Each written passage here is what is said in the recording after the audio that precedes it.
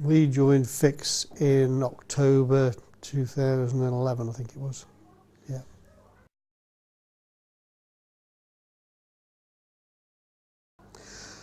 We joined Fix, we monitor a couple of body shops local to us. We look at them as a bit of a steer as to what the industry is doing, what the industry requirements are. We looked at the industry in general ourselves, where it was going, our voice within the industry, on what we needed as an independent. We couldn't get alone, so therefore Fix seemed to be the solution. Having spoken to my colleague who now is a Fix Auto site, and we sort of mirrored ourselves a little bit on them, and could see the understanding of why they joined Fix and what the advantages were. So yeah, we took a little bit of a steer from another Fix site. Basically they said that they wanted again to stay within the industry, to gain more contacts, more work providers, as an independent, to ring up or to make contact with an insurance company or a work provider and tell them what facilities, what service you can give them. They must be inundated with, body shops all the time, ringing them up. Whereas Fix can offer them a solution that goes nationwide. We wanted to be part of that solution, really.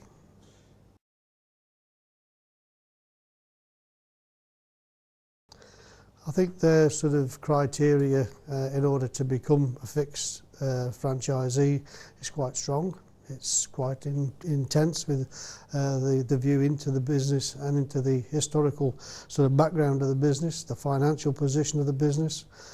Our business has been going around since 1959. It's a fourth generation family business with a commercial vehicle repair and build side to it. So it was a difficult decision for me and my other director to change part of the business to Fix.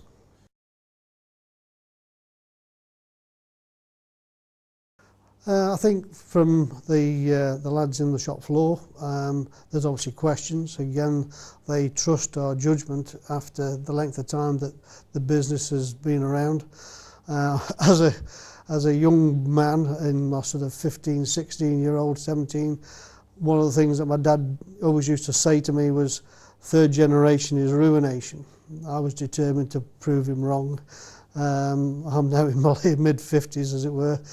He's now in his 80s, and I think that I've managed to prove to him that the decisions that we've made along the way have still been the right ones for us to still remain in business. So I think the lads on the shop floor believed and trusted us to do what was best with our interests at the end of the day, as well as theirs.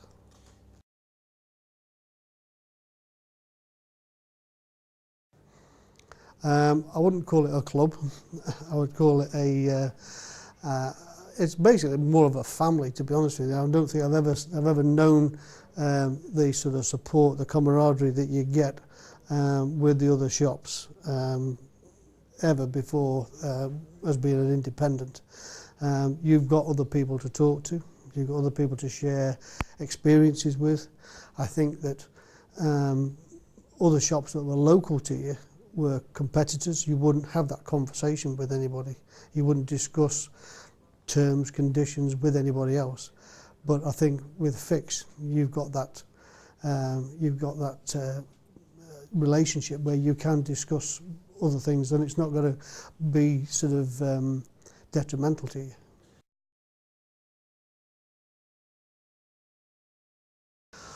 The benefits come from the information that Fix can feed back into you, from the PI training that we've taken on, and also for the reducing costs, repair over replace policy.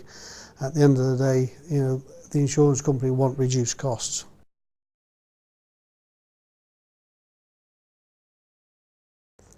No, again, right from the start, I said we joined Fix to stay within the industry and give ourselves a better voice within the industry, and also to become more cost effective within what we do with our own work providers.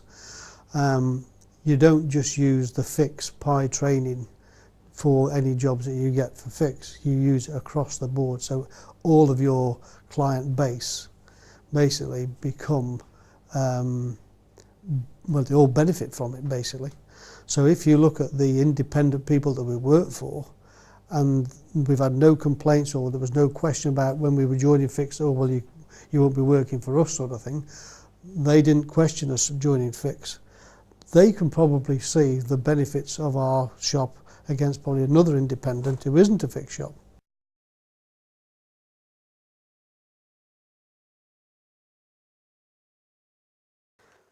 In terms of labour uplift amounts to 10%, approximately £3,500 to £4,000 a month.